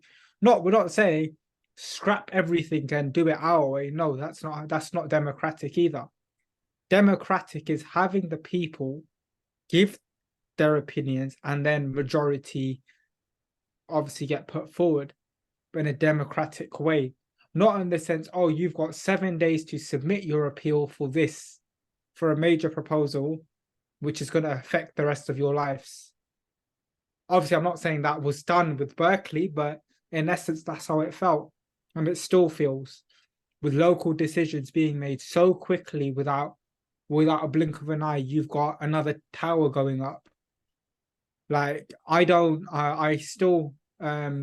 just moved outside of Southall, about 5-minute drive away from Southall, but every time I come to Southall, there is some form of new roadwork, some form of new proposal going up, and it's quite concerning. I work at a medical center, as I mentioned earlier on this call, and every other day when I'm at the clinic, there's a patient. I think my son, I think my daughter, I think my grandparents have developed asthma, pneumonia, diabetes. The amount of people I see every week, week in, week out, with diabetes, with even lung cancer, it's a scary thing. It's very scary. Myself, talking from a personal point, I lost someone very close to me in March to lung cancer. And that was a real wake-up call. We've had members of our close group. I had my very close friend, 20 years old, not a single health condition, fit and healthy his whole life. He moved to Southall, and he passed away at the age of 20 from lung cancer. Some might think, oh, he might be smoking, he might be doing X, Y, and Z, recreational drugs. Nothing. The post-mortem found absolutely not a single, no nicotine in his nothing. He did never smoke, he never vaped, he never did shisha, he never smoked cannabis. So where did this end up in his lungs? And the family are now, after over 2 years of grieving, are now taking some action on people like Ealing Council, because people can only take so much when people are very close loved ones pass away. It's never an easy thing, and it takes years. Even some people never actually fully mourn. When I lost a close relative of mine in March, it took me a good 4 or 5 months to actually come to terms with, you know what, they're not, they're gone, and it's happened. I've got loved ones still with lung conditions, asthma. I suffer from asthma. Yes, but yeah, I'll leave it at that. I wish. Well, I think Joe wanted to say something. Yeah, Joe, can you unmute yourself? Thank you, Sophie. I think what you've expressed really. I'm sorry about your friend. It shows that life is hard in Southall. We have all these health inequalities, the diabetes, asthma, kidney problems, heart disease, etc. And what is going on in relation to the overdevelopment, the air pollution, really is kind of like devaluing our lives. And the reason why we hold these meetings is to give residents a voice, because we aren't listened to by the local councillors and the MP. And, some of you will remember that there used to be ward forums, and those ended during the pandemic back in 2021. So it's very difficult to find a way to effectively engage with councillors They only seem to turn up very occasionally to their surgery. You know, I've turned up on a Friday night, the last Friday of the month, and you know there are 3 councillors representing Southall Green, and not one of them turned up. So, you know, as Sophie said, you know, we don't depend upon them. We find our own way to have a platform to tell of our experiences. Okay, Joe, would you like? Sorry, you had difficulties rejoining us, No. so the floor is yours. Thank you. I've done some homework. Okay, let's first of all discuss the telephones in Southall. Now, I was using a company called EE for about 20 years. And I had a connection from where I live in Southall on Bingsea Road. Then somebody advised me to change the contract to O2, which I did. And I've got the same issues. And now I think I've got the same issue. Can you actually hear me?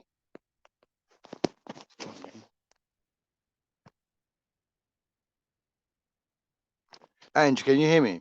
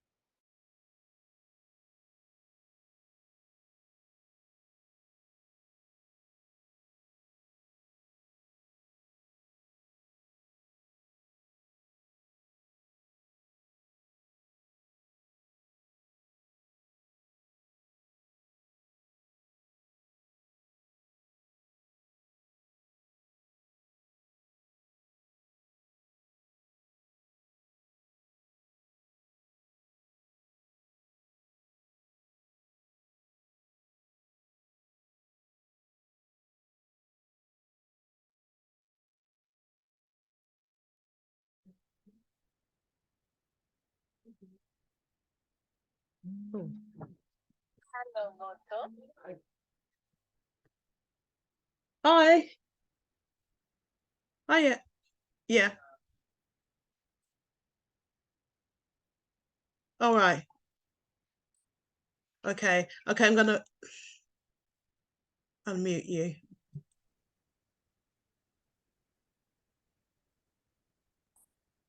Sorry, Joe. I think there's been an issue. And if you just unmute Joe again, I think there's been some technical issue again. See, the problem that we're faced in Southall, can everybody hear me? Yeah, we can hand now, Joe. Yeah. Okay, the problem that we've got is EE kept lying to me for about a year. Okay, now the mast, if I can explain to everybody what a mast is like an aerial, okay, for the communications on our mobiles. Now that was based on top of the London Heathrow building, the Blue Gas Tower. Yeah. I don't know if you guys know that. Yeah. So when the Berkeley Group or the gas works people took that tower down, the equipment was taken off as well. Okay. So Southall people were sharing an aerial in Hayes, I believe. Okay. That's what I've been told. Now what's happened is in the Green Quarter, they put a new aerial up. Okay. They put the aerial near the railway line, all right, where the part of the green area is. Now, the problem is when it comes towards my house or comes towards Beaconsfield Road, the signal, then you've got the block of flats blocking our signal. And that's what the problem is at the moment. Did everybody receive that message? Yeah. Yeah. So okay. All right. Now the problem now is they want to go ahead from 3,750 flats, okay, to 7,500 flats. Now, the reason for the ward forums that have been cancelled, I remember going to a meeting in 2019 when the council once again lied to us. They said, Mr. Bangu, we didn't have the money for the meetings. And it was at that stage that I said, okay, I will pay for the hire of the hall. And nobody came shaking my hand. I'm talking about the councillors. So that's when we knew that the deception is taking place. If Berkeley Group think that they want to build 7,500 flats in Southall, well, I would oppose that, for the simple fact is the infrastructure is clearly not there. Now, if you walk from Southall Railway Station down Beaconsfield Road, you will smell the toilet in the drains. On the 13th, when I was returning from London, I could see spillage from the sewers coming on opposite Southall College. Nothing has been done about the sewage in Southall. Now, I've said this before, and I'll repeat myself. We kept getting toilets blocked on Beaconsfield Road, okay? And every time I rang Berkeley Group, they were always in denial. Oh no, Mr. Bangu, it's nothing to do with us. And then what happened? The sewage went back to the first floor of Greenford, and the toilet sewage pipe blew up. So they had that on their face, okay? Normally I like to say they have egg on their face, all right? But they had a lot of brown stuff on their face because, once again, lies and deceit, that's all they're giving us. And Angela, when you talk about the tarmac plant in Hayes, and you also talk about the proms on, I think it's Johnson Street, I think, would the council give planning permission to have these units or plants fitted in W5, let's say Ealing, for instance? No, they won't. They'll pick a poor area. Southall is a poor area. Yes, we have no representatives who are protecting the interest of the actual residents, and that's our politicians, which are never to be found, never to be seen. Mr. Sharma sits in his office on a Friday, and he'd love to write a letter to the Home Secretary that you should have the right to remain in the United Kingdom. That's about it. Because when you speak to him about issues that we are suffering in Southall, he comes with an excuse. And he's used this with me on many occasions, where he says that I cannot get involved in local politics. If he can't get involved in local politics, why then does he call Peter Mason and a couple of councillors to his meetings, which are supposed to be held by, not by him sitting with, protected by the Metropolitan Police? Haven't the Metropolitan Police got enough on their hands? We lost you a bit. Can you just repeat? Can you just repeat the bit about the meeting towards the end? Okay, so when Mr. Sharma is holding his meetings, why then does he call Peter Mason to the panel? If Mr. Sharma says that he cannot mingle in local politics, I'm a bit confused. And I'll tell you what I find shocking, Angela, and to the listeners.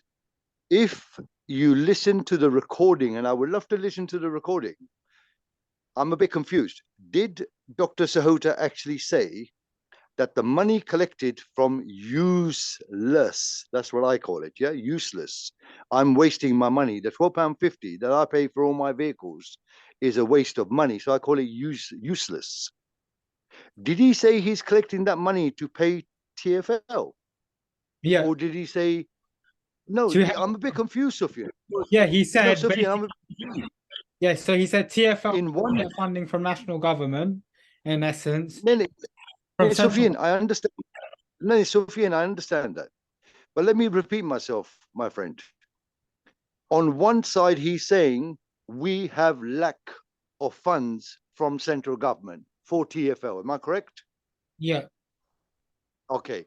And on the other case, he's saying, well, we're not using that money for TfL. That's where it does my head in. Are we then lied to once again? We Is are, there confusion? Joe. Sorry?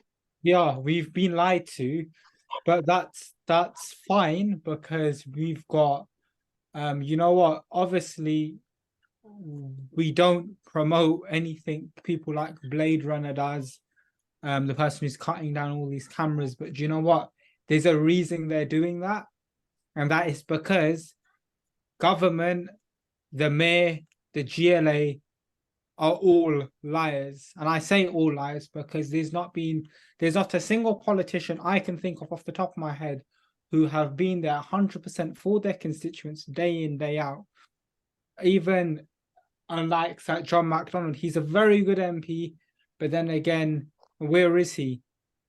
Obviously, he's not directly Southall's MP, but this group is called Clean and Hayes. Sophie, Yeah. and sorry to interrupt you. No, my friend. The question I'm asking myself is: Dr. Sahota saying that this money is being used for TFL staff, or is he saying that this money is not being used for TFL staff? Angela, I would request you to find some time and to check the recording, because I just think this is just funding for the TFL. So this is another tax that we're paying. Yeah, Joe, the recording will be made available, so you can definitely go back and listen to what Dr. Sahota had to say in response to your questions. But yeah, I want to touch upon actually the point you made about Virendra Sharma's meeting. And there is going to be a meeting in October, and I'm very sorry I can't remember the date off the top of my head, but it's going to be 19th of October. Thank you. I've signed up to it. Yeah, and it's at Hanwell Library, isn't it? Oh.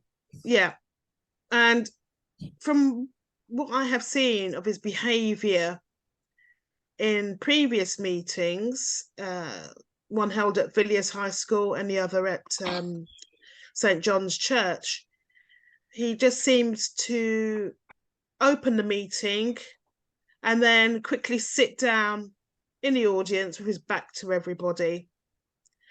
And in all honesty, I expect to be able to engage with my MP if he has called a meeting and he is hosting that meeting, not just to hear from the people on the panel. I also want to hear from my MP as to what he can do for me as his constituent. For example, tabling questions in Parliament. And it's impossible to have that dialogue with him if all you can see is the back of his head. And I think you've raised a very important question, Joe. Why is Peter Mason on the panel of a meeting which is hosted by the local MP? To be absolutely blunt, Peter Mason needs to be holding his own meeting with constituents in Southall Green, which he does not do. Yeah, it shouldn't be off the back of the MP's meeting. So, as you say, fundamentally, we are failed. We do not have accountable democracy in Southall. Yeah. And going back to, I'm jumping around a bit, the Green Quarter consultation. It's an open invitation to join Cash on Thursday. We'll go along to the meeting at Southall Town Hall. As far as I'm concerned, that should be the People's Town Hall. Yeah. You know, the council will talk about warm spaces, for instance, in the wintertime. I've never seen the town hall advertised as a warm space for people to go to. It should be a space that the community can book. Joe, you might know different, but as far as I'm concerned, it is our town hall. So we will go along. Joe wants to be unmuted and she's just messaged Oh, me. sorry, he's muted. Okay, to the very first meeting to hear what Berkeley Group have to say for themselves. And we will be very robust in our response.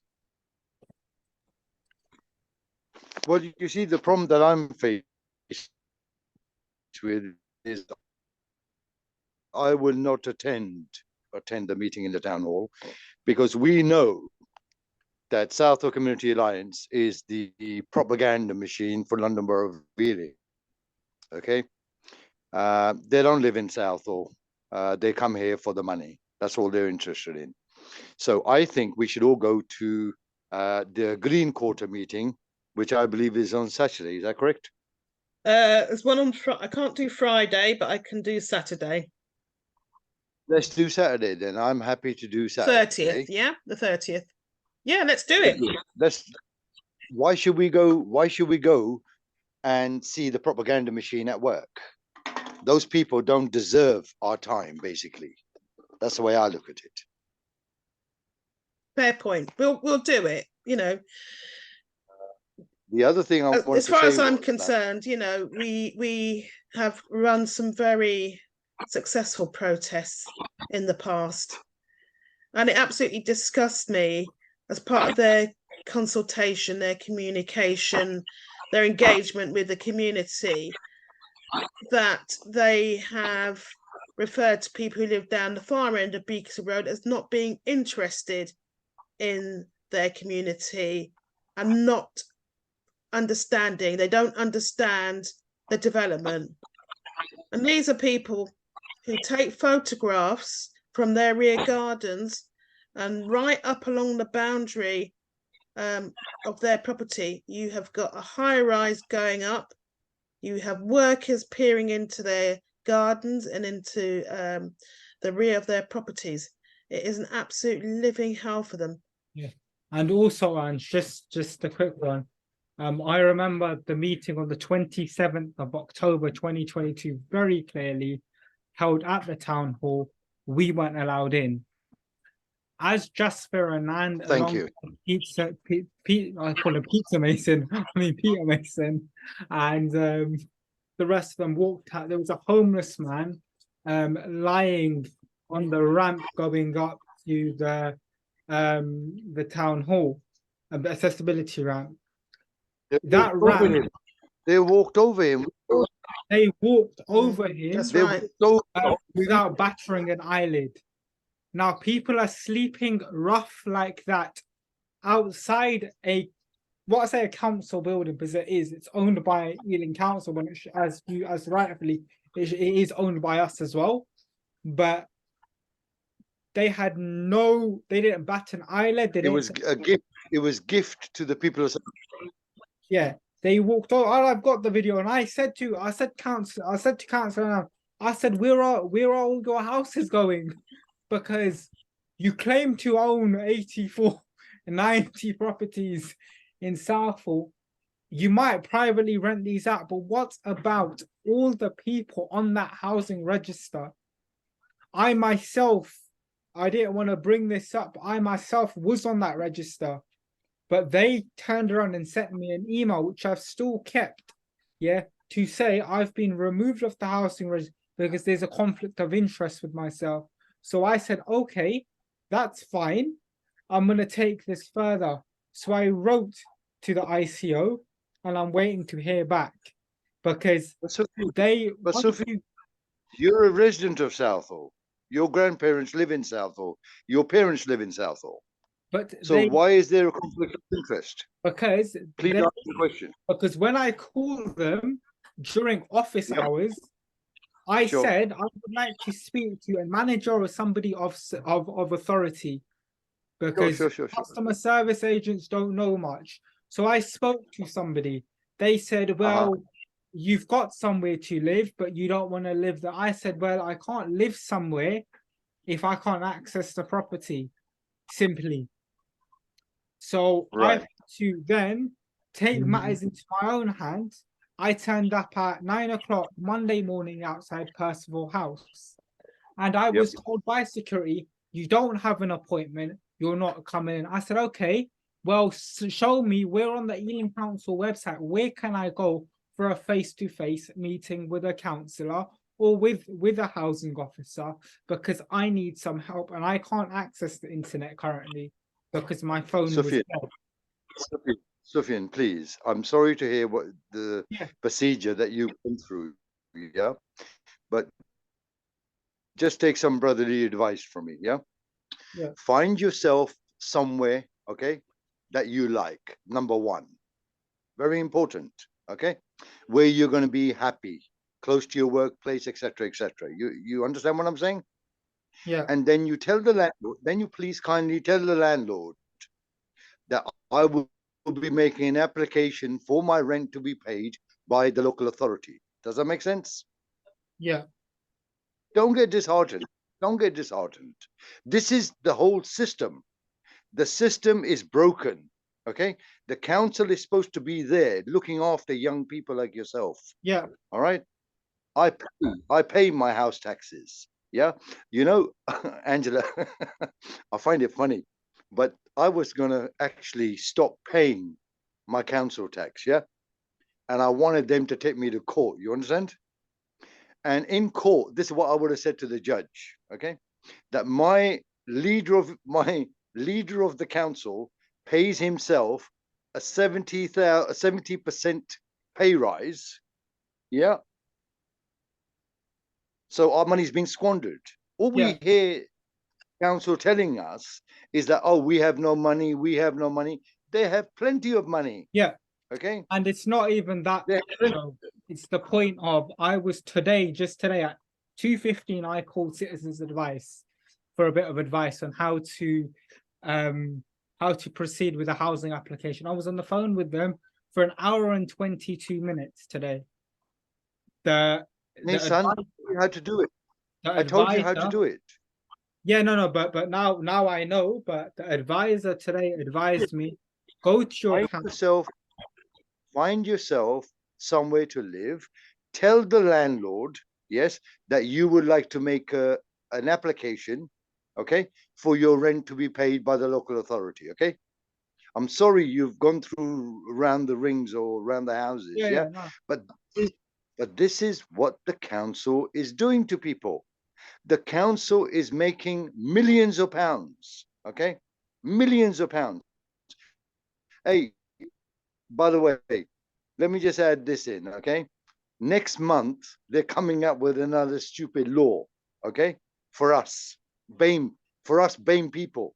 Sufyan, if you're sitting in a car and your engine is running, there's a fine coming. Yeah. This is how they try to clean the air. It's pathetic, man. Yeah, and so if you're sitting in a van and if you're sitting in a van and it's cold and the engine is running, somebody's going to stop by you and say you've been fined £80 or £95 because the engine should not be running in your vehicle while you're stationary. So I was thinking, right, the person who told me this, I said, supposing you were stuck in traffic in Southall Broadway, will they be standing on the Broadway and finding everybody? They said, no, only if you're parked. So I don't understand what this game's all about. It's ridiculous. This is how they're going to do us. I just want to, can we close the meeting? I appreciate, obviously it's 6 minutes past 9. So Sophie, you might want to carry on the conversation about your personal situation with Joe afterwards. I think it's been a very productive meeting. Yeah, just to say thank you to everyone who's attended, and we will be back next month.